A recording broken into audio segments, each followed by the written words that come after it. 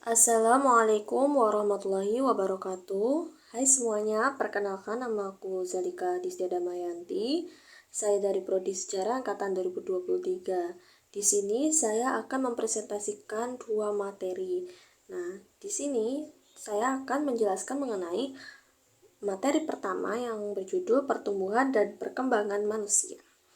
Pertumbuhan dan perkembangan manusia merupakan proses yang kompleks dan berkelanjutan meliputi perubahan fisik, intelektual bahasa, dan emosi. Ada pertumbuhan fisik apa aja? Yang pertama, perubahan ukuran tubuh, yaitu perubahan ukuran tubuh terjadi saat kelahiran dan berlanjut hingga dewasa. Jadi, setiap pertumbuhan sejak bayi sampai dewasa itu akan mengalami perubahan pada ukuran tubuhnya. Dan yang kedua, perubahan proporsi tubuh. Proporsi tubuh berubah seiring pertumbuhan seperti perbandingan kepala dan badan. Seperti kalau saat bayi, kepala kita kan masih kecil. Nah, semakin kita besar, maka kepala kita dan otak kita berkembang. Dan yang ketiga yaitu ciri kelamin primer. Munculnya ciri kelamin utama seperti alat reproduksi. Alat reproduksi itu seperti kayak alat reproduksi wanita dan juga laki-laki. Dan yang keempat yaitu ciri kelamin sekunder, yaitu munculnya ciri kelamin tambahan seperti tumbuhnya rambut di ketiak dan dada. Dan tambahan tumbuhnya di kemaluan juga bisa. Faktor yang mempengaruhi pertumbuhan fisik. Yang pertama yaitu faktor keluarga. Genetika dan lingkungan keluarga berperan penting dalam pertumbuhan. Yang kedua, faktor gizi. Asupan nutrisi yang cukup mendukung pertumbuhan fisik yang optimal. Yang ketiga, faktor emosional. Kesehatan mental dan emosional juga mempengaruhi pertumbuhan. Nah iya teman-teman, kalau faktor emosional ini dilihat dari cara orang tua mendidik kita gitu. Kalau semisal orang tua kita mendidik kita dengan baik, maka emosionalnya bisa dikontrol. Tapi kalau tidak baik ya emosionalnya pasti tidak terkontrol. Dan yang keempat yaitu faktor jenis kelamin. Seperti perbedaan hormon pada laki-laki dan perempuan memengaruhi pertumbuhan. Nah, selanjutnya perkembangan intelektual, yaitu kemampuan untuk memahami suatu secara abstrak dan berpikir secara efektif. Intelektual ini bisa juga artinya kognitif. Nah, menurut teori Piaget, perkembangan intelektual ada dua. Yang pertama yaitu masa sensorimotor. 0 sampai 0 mulai dari 0 sampai 2,5 tahun.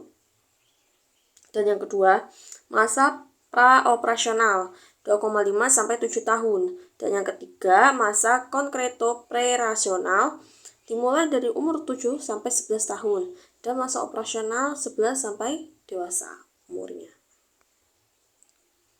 Perkembangan sosial adalah hubungan antar manusia yang saling membutuhkan dan berkembang seiring waktu.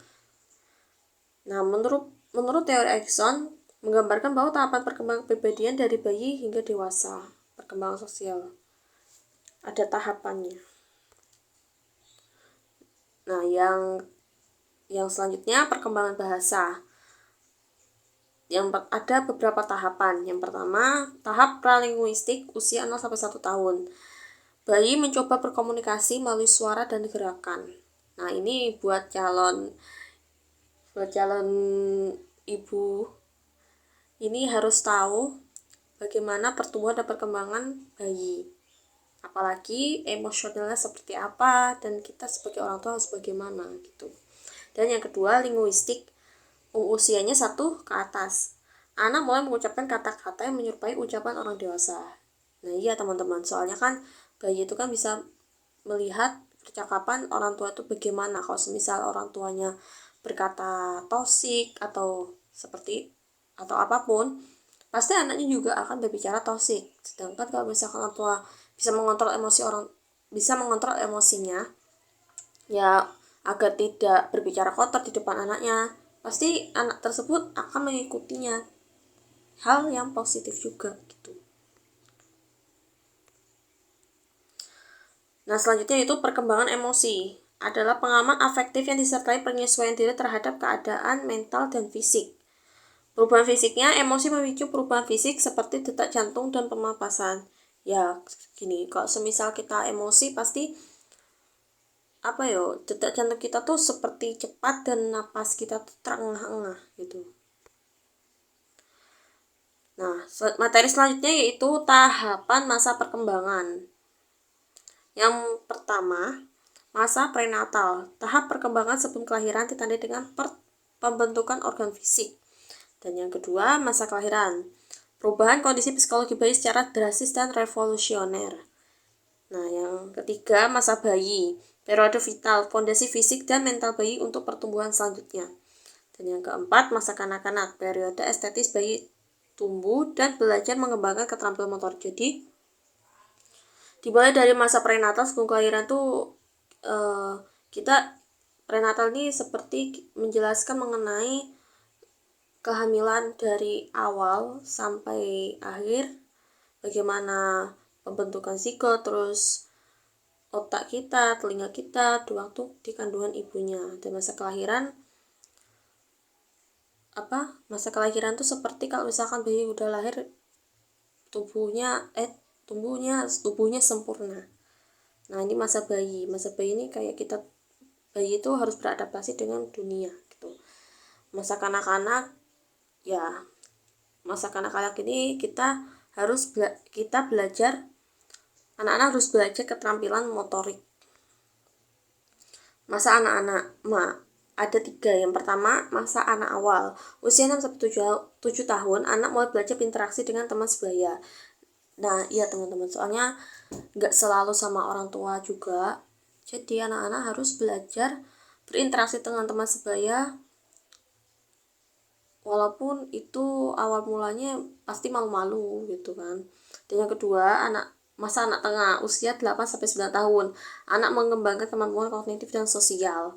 Dan yang ketiga, masa anak akhir, usia 10-12 tahun, anak mempersiapkan diri untuk memasuki masa remaja. Nah, ini. Yang selanjutnya, masa remaja. Adalah masa peralihan dari anak-anak menjadi dewasa, ditandai dengan matangnya organ reproduksi. Ciri-cirinya mencari pergaulan di luar keluarga, menemukan jati diri, dan mengambil emosi yang kuat. Nah, ini masa remaja ini harus diawasi benar-benar. Sebabnya masa remaja ini kadang emosi remaja ini kadang nggak bisa dikontrol ya teman-teman. Apalagi kalau semisal pergaulannya itu bebas. Nah, jadi kalau kita sebagai orang tua, kita harus memahami anak tersebut di saat masa remaja. Mungkin orang tua berpikir, kok anak ini gak mau nurut, anak ini. Itu wajar ya teman-teman, soalnya masa remaja itu dia tuh harus nemuin jati dirinya itu seperti apa gitu. Gak selalu kayak nurut-nurut gitu sama orang tuanya gitu. Ya, memang masa remaja ini emosinya tidak terkontrol. Jadi kalau sebagai orang tua itu harus paham itu. Tidak seharusnya anak-anak terus gitu. Dan yang terakhir yaitu masa dewasa, adalah suatu masa dalam diri individu yang dianggap sebagai masa dicapainya kematangan kognitif, afektif, dan psikomotorik sebagai hasil ajar latih yang ditunjang kesiapan mental. Menurut pendapat Hurlock 1980, pembagian masa dewasa ada 3. Yang pertama yaitu masa dewasa awal atau early adulthood. Terjadi sejak tercapainya kematangan secara hukum sampai kira-kira usia 40 tahun, dialami seseorang sekitar 20 tahun. Yang kedua, masa setengah baya, middle age, umumnya dimulai sejak usia 40 tahun dan berakhir sampai usia 60 tahun, dialami selama 20 tahun. Dan yang ketiga atau yang terakhir, masa tua old age, yang dimulai sejak berakhirnya masa setengah baya sampai seseorang meninggal dunia. Terima kasih. Oke teman-teman, segini dulu penjelasan dari saya mengenai kedua materi tersebut. Apabila ada salah kata, baik disengaja maupun tidak disengaja, mohon maaf yang sebesar-besarnya karena di sini kita sama-sama belajar. Oke, saya Zalika Adista Damayanti, pamit undur diri. Wabillahi taufiq wal hidayah. Wassalamualaikum warahmatullahi wabarakatuh.